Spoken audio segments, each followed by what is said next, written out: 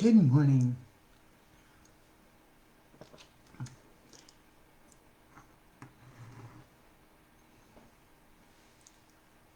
Good morning, everybody. Hi, I am Stacy. This is Walking in My Shoes, and we are loving my veteran. Today's topic is about rights, which is our whole topic all month. But today's is going to be interesting. We have the right not to be responsible for others' actions, behaviors, feelings, and problems. So that's just one of the rights that we have. We've talked about so much about rights the past 2 weeks, and I have to tell you, for me personally, this has been very eye-opening. Good morning, sunshine. This has been very eye-opening, this whole series, because I have truly discovered that my rights and taking care of me is helping me find myself as a person, and that is every person has that right just to be people and feel a certain way, and that is one of our God-given rights. And so I have really learned to kind of come into my own about who I am. And so I just think this whole series has been, that I have some grace, and I don't have to be perfect. I do have a right to ask for what I want. I don't have to be anybody's doormat. And I think sometimes we take on that role, that what we have and how we feel doesn't matter, and we become so self-absorbed. But today's topic is going to be one of an interesting topics, because I read, y'all know that I read other people's messages and posts in other groups, and they send me messages all day long, and it's about how their veteran behaves, and the fact that, well, what can I do? He's saying this, or he's doing that, or he's not being accountable, or they're not doing this, or they're not doing that. First of all, you have the right not to be responsible for their behavior, their actions, their feelings, or their problems. You have that right. Okay? So it goes back to what I have said all along from probably the very beginning of this. PTSD is our veterans' disease. Okay? They are the ones who have the combat-related PTSD. Now, I know there's a lot of us who feel like, or a lot of people feel like they have secondary PTSD due to it. But when you start becoming your own person and learning your rights, that's kind of going to settle down. All right, so PTSD is their disease. However, it becomes the family's illness. So you have to be supportive, but you're not responsible for their stuff.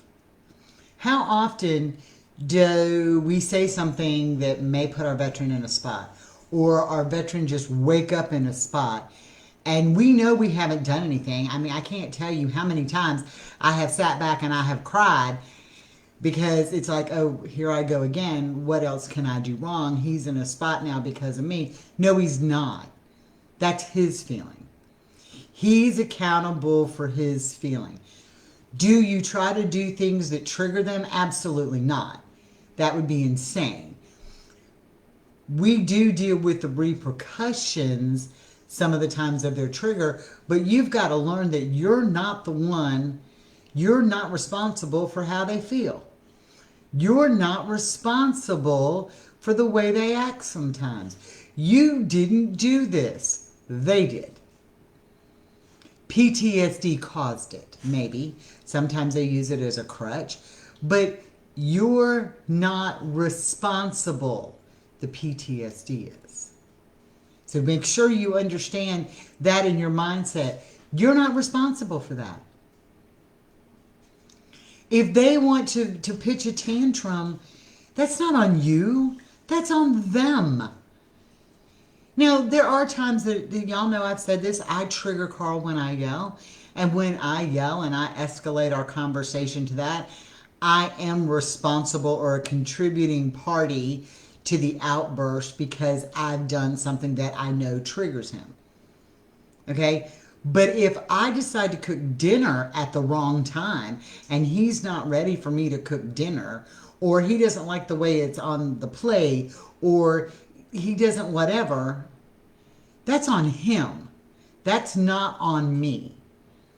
So how often do we say, I'm sorry for something we don't even know what we're sorry for? We say it because we don't want to cause a problem. We say it because we don't want... No, we're not responsible for their behavior. How many times, and I do this all the time, even with my own mom, and when I'm talking to somebody, I will say, I'm sorry, but I feel this way. Nope, I am no longer sorry because I feel this way. If you get offended, and I'm not talking about just being blatantly rude to people, but if you don't like what I have to say, that is my right, my opinion, my stuff that we already know we can take ownership of, my needs, my wants, my desires, if you get offended by it and you want to pout on it, that's on you, not on me. I'm not responsible for that. That is a very hard lesson to learn. So, we talk about us walking on eggshells. I think every single spouse or partner has talked about we have to walk on eggshells because we don't want to trigger them. We walk around saying we're sorry. We have to sit in a certain way. Everybody knows that Carl reads my body language sometimes, and the way I cross my hands or the way I do something. He's like, well, you're hiding. I'm not hiding squat. I just happen to like to sit that way. And for a long time, I would sit there when he's having a conversation with me on the couch, both feet on the floor, hands folded kind of like this, just sitting in my lap, right? Because that meant it was just a place of no whatever. Well, I'm like, this is stupid. If I want to sit on the couch while you're having a conversation with me and cross my legs, that's on me. The fact that you take offense to it, that's on you. So you're not responsible for their feelings. Do we as a family unit have to take the PTSD side and treat it as our family's disease? No, it's their disease. It's our family illness, okay? We do have to be accountable to some of that in doing this, right? But when they're able to make their appointments, okay, or you make their appointment for them, and especially now that it's videoed appointments and whatever, y'all, the number of spouses who say, well, he won't go to the appointment. Well, it's on video, for crying out loud. It's not your job to go to the laptop and log them in. That's on them. If they want the help and they have a doctor's appointment, that is on them. Okay? Now, it is a little different in the kid situation where Richard is physically handicapped and she has to do that for him. Okay, that's different, and you deal with that. But I'm telling you, Carl does not make my doctor's appointments. He does not make sure I take my medicine. He does kind of remind me sometimes, and that's okay. But he doesn't come to me at 8:01 and say, here are your pills. He doesn't come to me when I am in obvious pain and say, here, take something. Okay? He doesn't do that. If I have a headache and I want to take 2 aspirin, that's on me. I can choose to have this headache, or I can choose to take 2 aspirin. That's not his responsibility. That's not his problem. That's not on him. If I want to sit there and wallow in my headache, that's on me. You're not responsible for that. Right? You're not responsible for that. Yes, they have to cooperate. I know. But you're still not responsible for their bad behavior. And when you get the mindset, this is going to improve your overall action. When you get the mindset that you're not responsible for other people, and I'm not just talking about your veteran, I'm talking about everybody. You're not responsible for others. How often do people say, Your kids are famous for this. My grown kids are famous for this. Mom, if you really love me, you'll do. Nope. I really love you, but I'm not responsible for that. That's on you. And so we have to get that whole mindset out. Let's talk about the whole events of the world that have happened lately. Okay, so there's a riot going on in the past in Minneapolis, right? The people you walked across in your own town were not responsible for that. That was on the actions of that mob. Okay? That was on the actions of that group. I go back to the 9/11. Yes. His cooperation, his responsibility is to cooperate in my having to help meeting his needs. Right. Right. He has that responsibility. We all have our own. But go back to 9/11, y'all. Every Muslim in this country did not fly the plane into the World Trade Center. The people who did it are responsible for their actions and their behaviors, not the rest of the Muslim community. So the same thing applies here. We're not responsible. We can be contributing factors, and we need to learn to work together. But you know what? There are going to be days that Carl doesn't agree with me. And there are a lot of days that he doesn't agree with me because, that's just the way we are. That's the way every relationship is. And there are days I don't agree with him. And I can remember him saying stuff to me, and I look at it and I'm like, but that's not how I took it this way. You said this to me and I took it this way. And he says, that isn't what I said. I said this, and the fact that you took it the other way is on you. And he kind of put my responsibility back from me. He wasn't responsible for my behavior and my attitude and my feeling towards what he said. I did that. And so when we get the mindset and we understand how PTSD works, and we understand the combat veteran as a whole, and the lack of empathy, and the fact that they do have explosions and they say negative things, and the fact that, and this was one of the most eye-opening things when I talked to a veteran. He said, when we take responsibility for stuff, it is easier for us to say to people, if you would have done, or if you do this, or I do that. And we take it very negatively, okay? But in their communication in the field, their directions were very clear. They didn't sugarcoat. They didn't have whatever.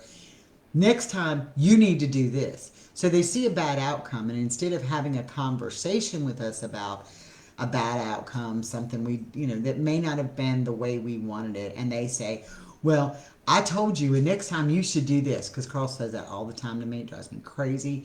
And I said, so I just heard that I don't do anything right. And he said, no, that's not what I'm saying. I said that this didn't work, so next time you should do that. I said, you didn't put that this didn't work part in. He said, and I said, so now I feel like I'm dumb. And he said, but that's on you. So when you understand that sometimes that empathy isn't there and that communication isn't there from their end, you're still responsible too for how you feel. They're not. So if you're being berated and you're being treated in a negative way and you're allowing that to go on,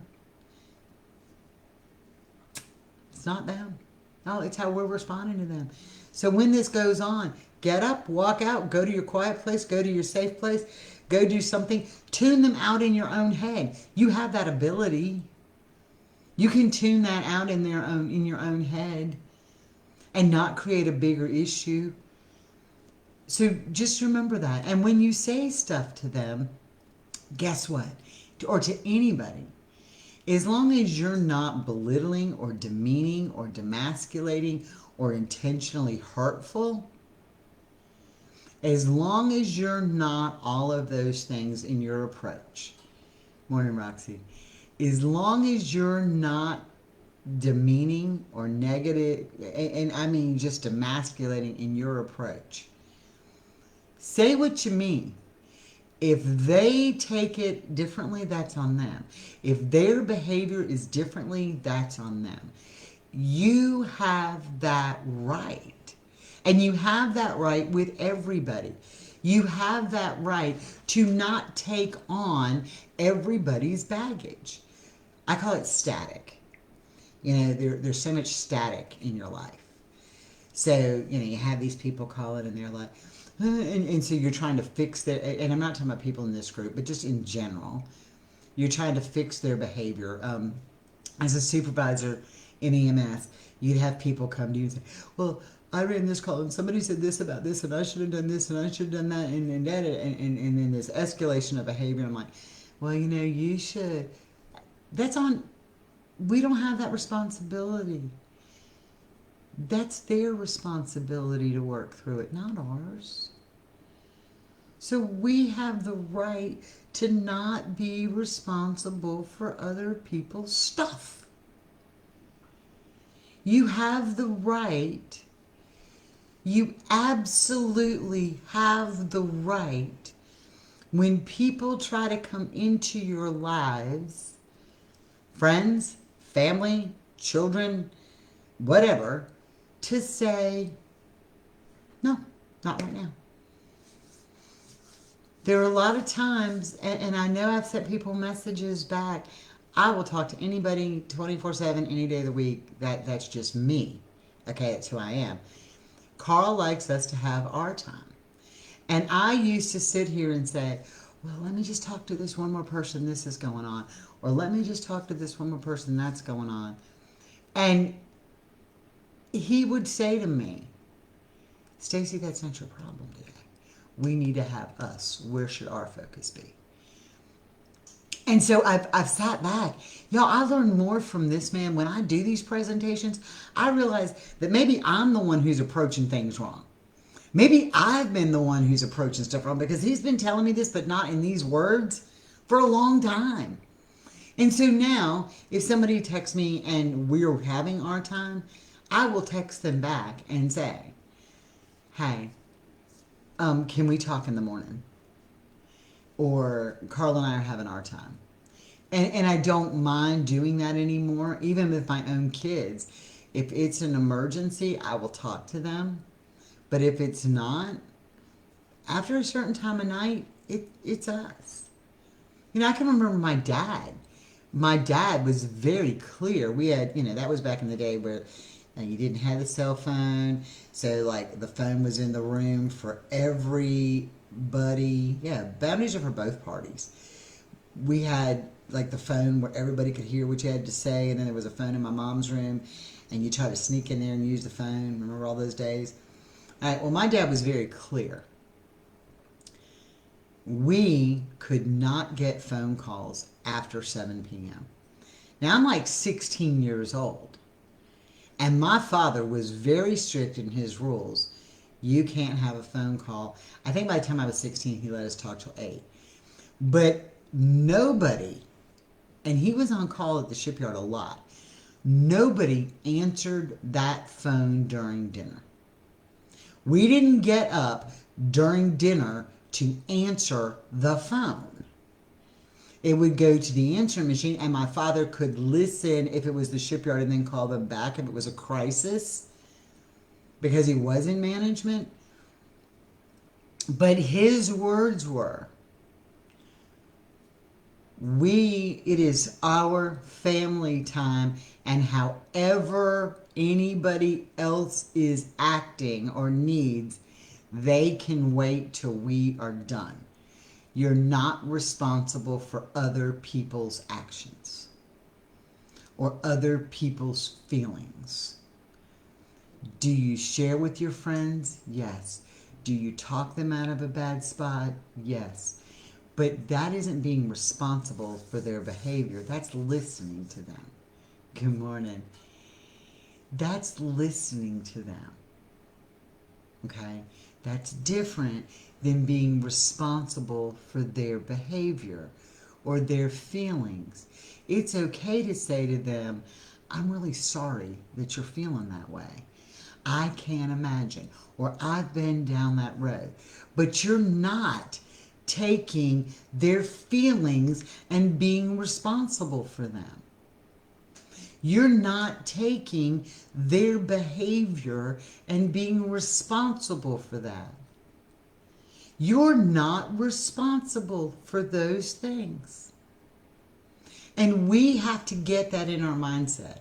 We are not super women, superpower, superhero, anything. We have to be responsible to us, our feelings, our actions, our emotions, and how we deal with it. We are not responsible for everybody else's. Tough pill to swallow. It's part of setting your boundaries. It's a hard thing to swallow. We have a girl, and I am so proud of her, who is in the group and messages us privately a lot. She created some very strong boundaries.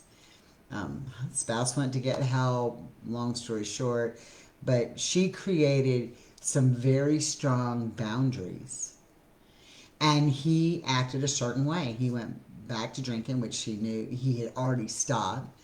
And he went back to drinking, and he would do this, and he would call her when he would have been drinking, and she says, I can't do this with you today while you're drinking.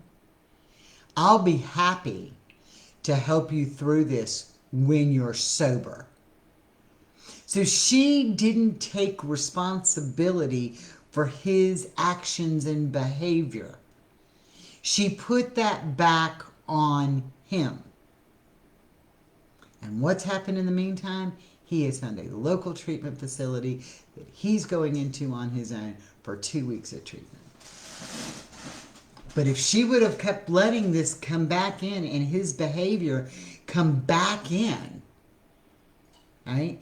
And she took responsibility and made excuses for the behavior she didn't want, and she did that, then that was on her, and it wouldn't force him to be accountable.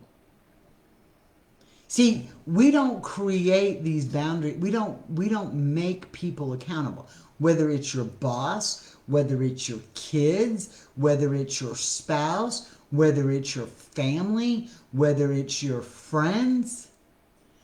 We don't make them accountable when we do everything for them. We don't make people accountable for their own actions, their own feelings, their own behaviors if we do everything for them and we take all that burden on and then we don't understand why we're tired. That's why we're not responsible for that. We are not responsible for that. It's not our problem.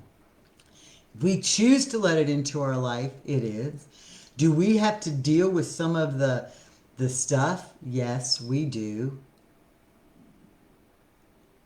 But we have to stop being the enabler, and we have to get in our mindset. Fix us first. Fix us first. We go through this and we talk about, I want my veteran to change. I want my veteran to do this. I wish my veteran would do that. I'm tired of this being in our home. I'm tired of this happening. I don't understand this. I'm sick of this. We all hear it. We've all said it. We all do it. All of us. We all do it. But if we continue to allow that and we don't change who we are and realize that we have to be strong, we have to be independent, we have to celebrate our own rights, we have to have validation in who we are, nothing else is going to fix anything. All the therapy in the world, they can go to counseling day in and day out, 24/7, and have it every single day and come back home to an environment that still enables and that we still take responsibility and we don't hold them accountable for what they've done. And what are they going to do? They're going to go right back to their comfort zone. Because we tend to say, And Michelle and I were talking about this today. We tend to say, and it's become a phrase, a catchphrase, wounded warrior. So we automatically make this assumption that wounded warrior, we have to provide help. And I'm even talking about, because y'all know how I feel about, I'm not saying the battle is easy. Boone Cutler calls it the war fighter, and I love that. Okay? When we do this whole wounded warrior concept, whether they've lost a leg or they've lost been burned, or they have PTSD, they've lost their individuality because we've dumped them into a thing that says, oh, here, you have a problem and it came from the war. We're going to dump you into this pot or this box called Wounded Warrior. We're going to put a lid on it and we're going to celebrate you. We're going to raise money and we're going to do stuff. And you're the Wounded Warrior and you're the poor thing. And you don't have to be accountable for anything. And this is just the way it is. Okay? That's where we got to stop that mentality. They can go to the same therapy all day. They can get the counseling. They can do the stuff. How often do we hear the counseling isn't working? The therapy isn't working. If we don't change our mindset too, we're going to end up in the same thing. I have a very dear friend, not calling her out. She knows it. If she wants to share it, she can. She, in her words and my words, her balls dropped January 1st. And it's been a struggle for her. Okay, in setting her boundaries and making accountability and going back to being her own person. And while she's having issues keeping those boundaries straight, she is holding that line and staying firm in that line. And yes, she has battles, but she is feeling more empowered every single day, and that makes us stronger. So when you learn you're not responsible for this, they are,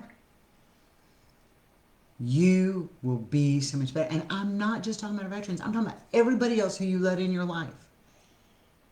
You're not responsible. You are responsible to one human being, yourself. You are responsible to your newborn baby because they can't do it on their own. I get that. Okay? You're responsible to that. Nakia chooses, and she is responsible for her Richard's disabilities and caring for him out of love and out of their marriage. And this is what they do in their cohesiveness together. But she still has the right, and she still is accountable to herself first. And when he has a physical issue that needs to be addressed, she's there. When he wants to act like a brat, she's not. Yeah, you've got to hold that line. That victory is worth it. And it will come. It's not going to happen overnight. I think everybody has this thing that it is magic, and they're going to, and I think this is where we are so misled down these paths. Well, if my veteran goes to therapy and we have one therapy session, he's going to be fixed. No. There's no cure for PTSD. Just want to share that little secret. There's no cure for it. Okay? One therapy session isn't going to change the whole outcome. One day of standing your ground is not going to change the outcome when you've spent 2 years, 4 years, 8 years, however long in your relationship, and it's gone on for this long. One day is not going to change the outcome. Holding that line will. Holding that line will. And that's where we have to realize we're accountable for us and nothing else. We're accountable to our actions and our thoughts. That's what we're accountable to. We're not accountable for everybody else's. Yeah, it is a long, hard, lonely battle, Sonny. It is. But you look at the breakthroughs in just you and where you've come with your veteran. And yes, there's setbacks. But sister, you have the biggest victory wall of anybody I know in the shortest period of time that you've been in that relationship with him. You have the victory of all victory walls. I'm just saying. Okay, Sonny has that victory wall. It takes years, and it just exactly what she said, and it takes evolving, because once you, if you get to this place and things are going good and you stop, you become stagnant. You evolve in your relationships. Every relationship evolves. So don't become stagnant in drawing these boundaries and thinking this is all you have to do. Oh, I've done this today and it's working, we're done. No, you're not. You will continue to evolve. I know early on, and I know I'm running late, so I'm going to kind of get through this. But early on, when I started doing these series, I told y'all to make a list of every single thing your veteran did that drove you crazy and you didn't want to live with. I said that early on. Make a list. Notebooks after notebooks after notebooks full of lists that I have. All right? Pages of lists. And we picked one item. And he got one that he got to go through with me. That one change from day one, when I got the balls, and just so y'all know, I don't carry mine between my legs. Mine are way up here where they belong. All right, so you can see them. When I got the balls to address it and deal with that one issue, and we worked on that for a while, that started to get better. And then when we started in on number 2, that got better. And then I went back in and reevaluated my list, and about 6 other things off of my list went away. Okay? Boundaries brought changes to the both of us, good changes in both. Yeah, because if you don't give them boundaries, they go everywhere. You know, and it is a positive change. He has boundaries he does not want me to cross. That was hard to swallow. This is you can't cross this either. And I'm like, whoa, I can do anything I want. And he's like, no. If I have boundaries that I'm setting, so do you. Yeah, if you have boundaries you're setting, so do I. And that's a hard thing to swallow too. So they're allowed to set their own boundaries. We talked about that. Every human has that right. But when you start seeing these little changes and you hold the line and then you're accountable, you make them accountable. Let me tell you something though, they're going to want to make you accountable for the same things when you do it wrong. So understand that's going to happen. Accountability goes both ways. So it's important that you understand that. But when you start to make these evolutions, you're going to find that the things that were bothering you on this list are becoming less and less, and you're only addressing 1 or 2 or 3 things, always one thing at a time, but you only have addressed 3 or 4 things on this list, and all of a sudden now 10 things are gone. 10 things are gone because we've addressed 3 or 4. And that's how it works. I know I'm sorry to keep y'all so long. This is just a great topic. This has been a tough thing for me. And I have to learn this every day. You know, and y'all think you have it bad.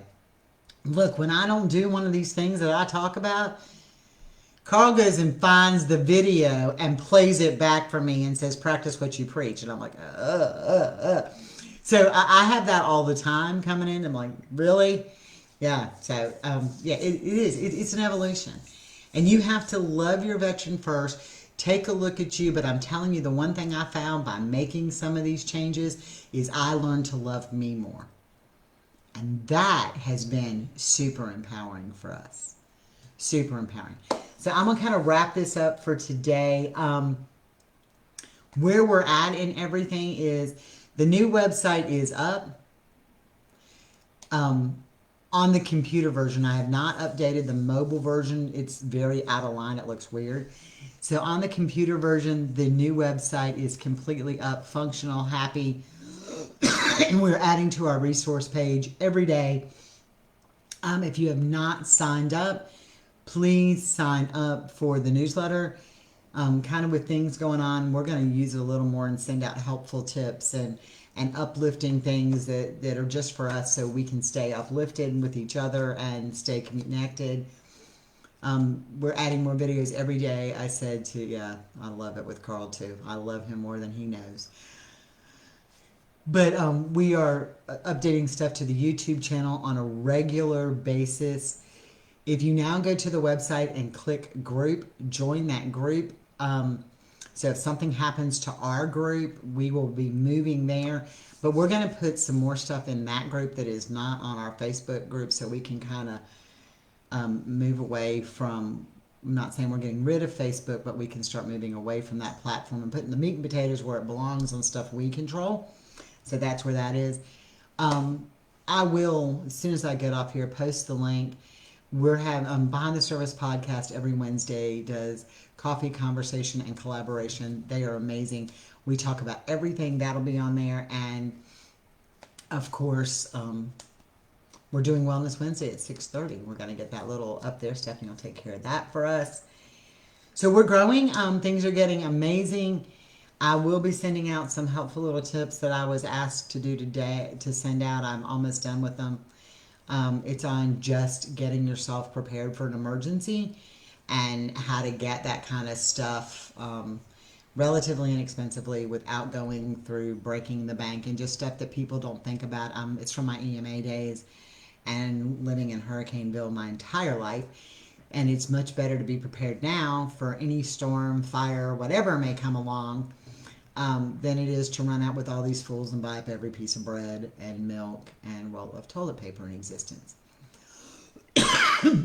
Thank you to this community for supporting us. You guys have been a great source of support for me. It is making me accountable. When I have to write it down and talk about it every day, it does make me accountable, and it does make me, I guess, a better person. That's scary. Because I'm not the greatest person ever. Go to the YouTube channel again and subscribe. There are videos going to be there that are not on Facebook too as well, like more in depth. If you like a video on the YouTube channel, comment on it if it's something that has touched you so we know to go back in and touch on that topic some more. So they're also available. I think that's all I have for today. I'm Stacy. This has been Walking in My Shoes, and we are loving my veteran. Have a blessed day, everybody. Bye.